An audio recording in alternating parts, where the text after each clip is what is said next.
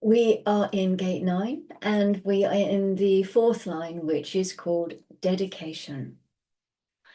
We come to the line of externalisation, our line of being fixed.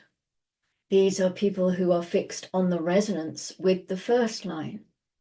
They are fixed on problem solving, on providing the energy for the logical process. This energy is basically the energy to be able to lead and to guide others through the experimentation with the logical process.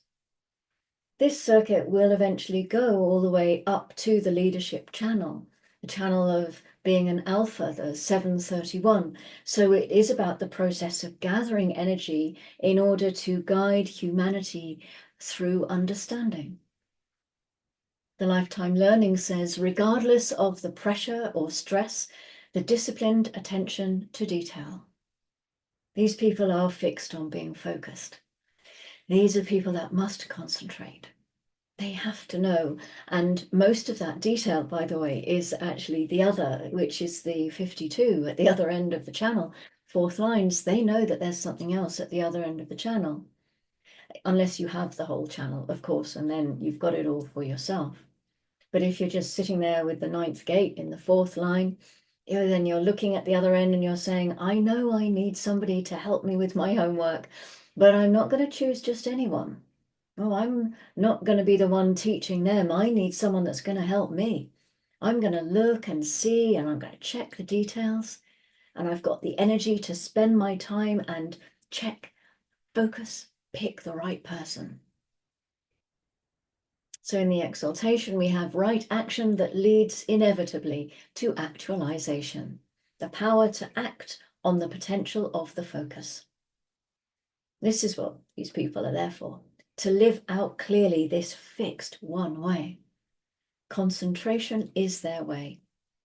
Remember, the 4th lines can have real influence as long as they can maintain the loyalty of the majority, as long as they can maintain their friendship with others. They can have a really strong influence, and they're dedicated to focusing. In the detriment, we have the persistent urge to want to skip essential steps, the drive for action that ignores the details. This is saying, I have concentrated enough and now I want to act. But this is not an awareness that can decide that. This is the need to generate. Keep in mind that the logical process is under so much stress because it doesn't have easy access to energy. The people who carry the logical energy gates feel this enormous pressure on them to release their energy because the rest of the logical process wants it. Precious. They want it so that they can do their experiments and they can actually lead and guide. There is a great deal of stress in that sense on the concentrating field from others.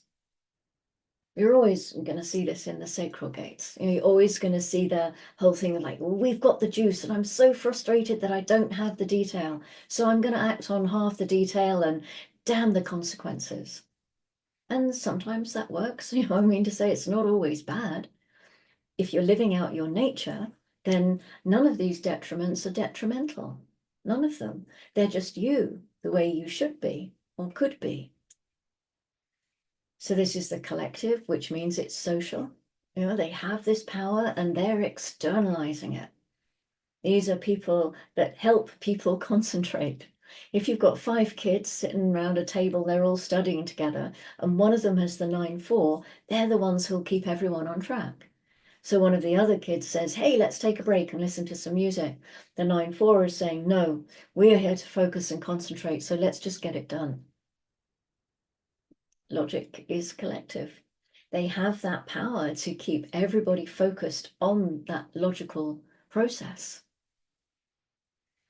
So the grounding is in gate 16 in the 4th line called the leader. And you can get a sense of this leadership in the line of dedication.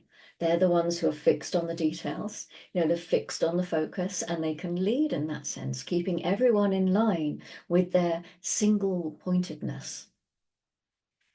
So the moon is still in gate 14. It's been there since 107 this morning. The gate of power, skills, the possession in great measure. It shifts into gate 34 next, the gate of power, another sacral gate, of course. We know all these. We've been through these with the sun very recently. And a sacral gate is where the power lies in the body graph. This is the gate that fuels integration, the backbone of humanity's survival. And then we have gate 9 at 2301. The moon moves into our sun gate, bringing a little extra focus to the gate of focus and the taming power of the small, before shifting into gate 5 at 9:51 tomorrow morning.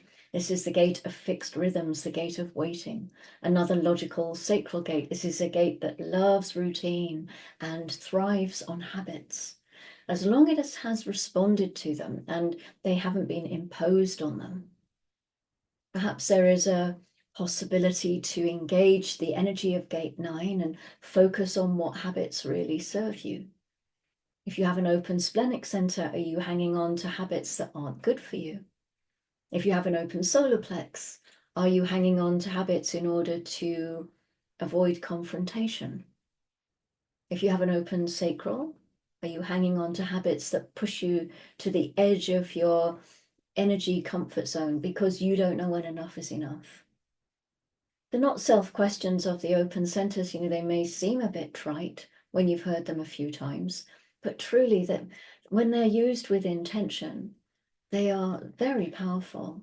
They're keynotes, after all. Ra gave them to us for a reason.